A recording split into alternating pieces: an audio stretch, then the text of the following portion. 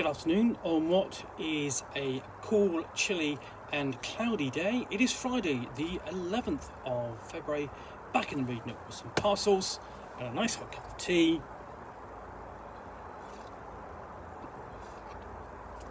And I'm going to open something a little bit different, which is this. Dungeons & Dragons Adventure Begins, a cooperative board game. Your fun, fast entry into the world of D&D, ages 10 plus, 2 to 4 players. So let's look on the back, see what you get. There's got a lot of bits and pieces in there. You've got your player character miniatures and lots of bits of cardboard and stands for the player characters there. So, Dungeons & Dragons Adventure Begins, the perfect adventure for new heroes. Adventure Begins is a cooperative fantasy board game for the whole family set in the world of Dungeons & Dragons. Defeat monsters, collect treasures, be a hero, a new adventure every time you play. So what you're getting here is 4 minifigures, 4 boss tiles, 4 20-sided hero dice, 10-sided Dungeon Master die, damage clip, 4 health trackers, plastic deck holders, 20 hero tiles, quite a lot. Now, the thing is, we've sort of had and not had a Dungeons & Dragons kind of intro board game over the years. So you really go back to, you think about something like Dungeon, what came out in 1975, which as sort of like as a kind of a proto Dungeons & Dragons board game. It had the sort of like the standard races, or races as classes, as you would expect, and you're going down a dungeon and exploring and racing out and getting a treasure, but it wasn't cooperative. And then later on, there was a Dungeons & Dragons board game where you actually got lots of figures, and it was a bit more like Hero Quest. And I'll try and dig my copy out of that if I can find it. But this is the latest iteration. This is the latest Dungeons & Dragons board game designed to introduce the concept of playing Dungeons & Dragons to a younger or a family audience. And that's, separate to the Dungeons & Dragons starter set or the Essentials kit, both of which are very good. Let's find out what's in here.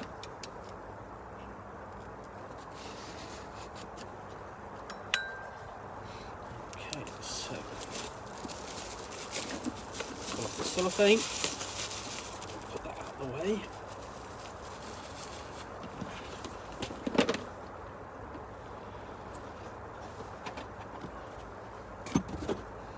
And what you've got in here, keep a very careful hold of it, is that. So first off, you've got one of these. That's the rulebook, and you've got a character reference to the back to the different races. So you've got 4 races in here: elf, dwarf, dragonborn, human. Classes are bards, fighters, rogues, and sorcerers. So that's all there on the back. And then complete breakdown. Here's all the description of all the content. So you've got the 4 minifigures, the dice, the hero tiles, the plastic things, the health trackers, and these are the dungeon boards. So you've got 24 gold items, decks, gatekeeper decks, 8 backpack cards. Got 4 reference cards for ease of play, and then adventure decks, each of which goes into these locations. So, let's look. We've got there's the health tracker, and you can see on there the numbers. So you've got the health tracker up, slide up and down. There we go. So you've got 4 of those. Then we have the 4 play areas, and we've got and these are all different. You've got and they're all that will be keyed to particular locations. So you have you've got Neverwinter Wood, now Hot and Now. Yep, okay. Gauntlet Grim. There we go. And That one is Neverwinter. That's Neverwinter Wood, and you've got Neverwinter. So they're keyed into classic Dungeons and Dragons locations, and then these are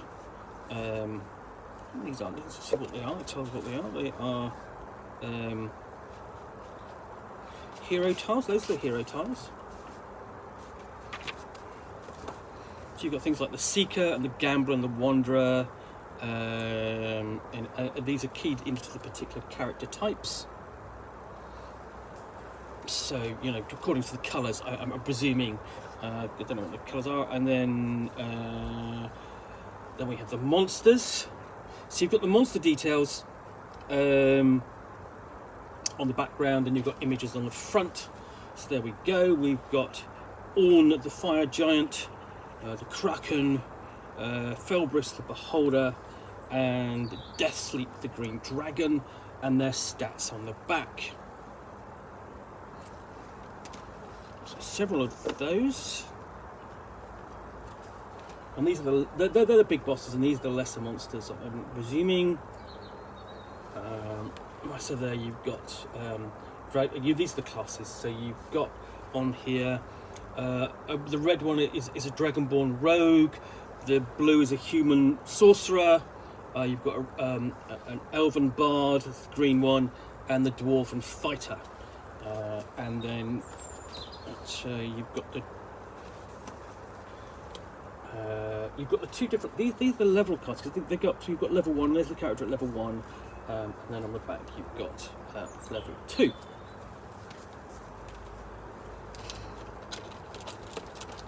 And underneath that, you've got the miniatures. So looking at those again, let's just see. So get these out. So there's that's the Dragonborn Rogue, and you can just about see that kind of detail. Not very sneaky as when it comes to being a rogue. He's still very fighter. You know, it's a very warrior pose. Trying to get. You not want to come out. So there's the human sorcerer about to cast a spell. That was quite nice. Got a nice bit of action to him. This is definitely him. Got a beard. No, I'm not saying that women can't have beards too. If they can have beards, they can have beards.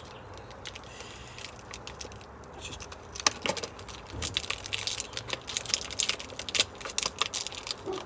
And that's the Elven Bard with a bow. And last but not least, and that's not a size, it's a joke, you've got the dwarf fighter with his double-headed axe. So chips back in, and then you've got the dice there. So I can only see only one actually black D10 for this, but you've got that's for the GM, and then you've got sort of the colour-coded D20s there, and that just slots into. That comes out separately. That just slots into the game's base. You've got you've got a plastic card holder, and you've got a shrubbery. So you've got item cards and action cards, you know, sort of like, and you've got the backpack cards, sort of like, and so on, and monster cards in there as well.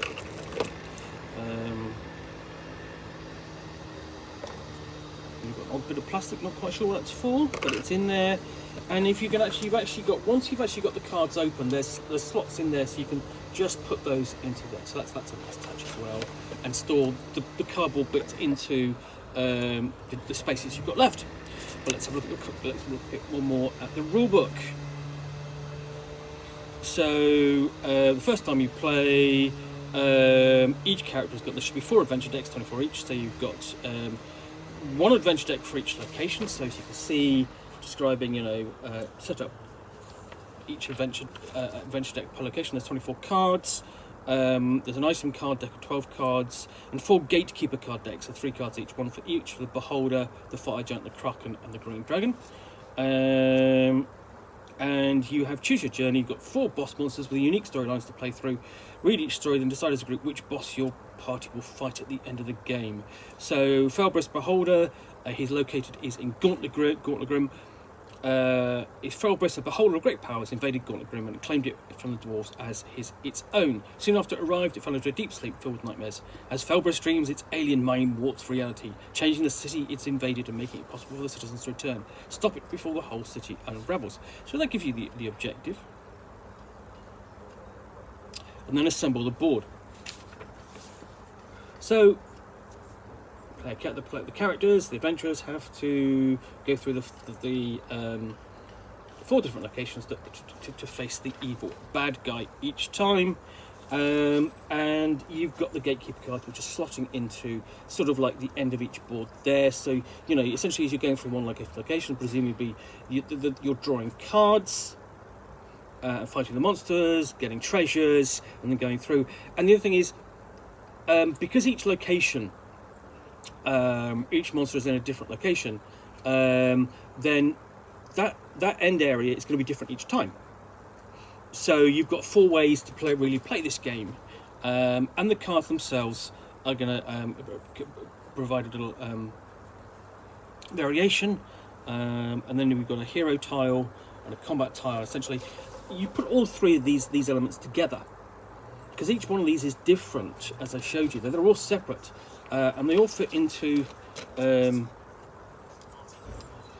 this health tracker, because there's a little slot there. So there's a bit of variation essentially in what monsters you'll face and in what order, as shown there. And there's some variation in what you'll play. So you might play, let's have a look, see if we can find it. The sorcerer might be a tornado, unpredictable, harsh, and decisive. Windwelder, the sorcerer's magic can be wild, unexpected once per dungeon board, may use a gust of wind to re-roll a low roll. Or he might be a sage, the healer, the trickster. Each is slightly different. So you actually got multiple ones of those, adding different elements to the character. So there's different ways to play the characters as well. So there's variations there. That's really quite clever. So you've got 4 of those, I think. So 4 of those, and you've got that double-sided. So yeah, quite a bit of variation. And then everyone gets a backpack, which Sparks Your Imagine keeps it next to the health tracker. And then you play. Essentially, they're set up there, battling through. And you're playing through a dungeon board, and here's what you're using. Here's where you're using the big bad cards, and the 10-sided die. And I still don't know whether this sort of sits in this tray, but I don't know why yet. Hopefully, I'll get there. And then here's it's an explanation of how the combat works.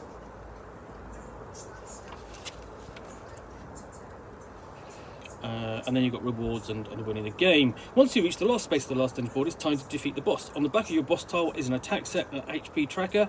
Oh, that's the HP tracker. So you put that on the edge of... Where is it? Where are they? On this there, see, basically, you put that on there and it slides down. Keep track of the numbers. So that's another nice touch. I think the great thing about that is obviously you've got the players can also as they're playing, they can see some idea of how much damage they've inflicted upon the enemy. So yeah, and then you've got the rewards there at the end. So that's everything you get in the the Dungeons and Dragons, that basically the adventure awaits board game. So yeah, I think this will provide really a sort of like a very basic experience of playing Dungeons and Dragons, and I think the nice thing about this is that there's some variation in there. It's not play through one and done. You know, you've got 4 different enemies to play. You've got multiple ways in which to play the 4 key characters, and you can advance them slightly, and essentially gives you some taster of sort of like what adventuring is like in Dungeons and Dragons. So yeah, I'm quite impressed with that. And I look forward to digging into that and giving it a proper review. Anyway, I hope you've enjoyed this unboxing in the Nook. If you have, then please do click the like button down below. And if you've got any comments or feedback, appreciate you posting those. And lastly, if you want to be alerted to yet more unboxings in the Nook, where you will see me out here with a parcel or an old book or a game, which I will unbox and talk about to the best extent of my knowledge for roughly 10 minutes or so, all of course accompanied by a nice hot cup of tea. And in this case, somebody grinding stone over the road, then please do hit that subscribe button. Once again, thanks for watching, and I'll be back again soon with another unboxing in the Nook. Bye for now.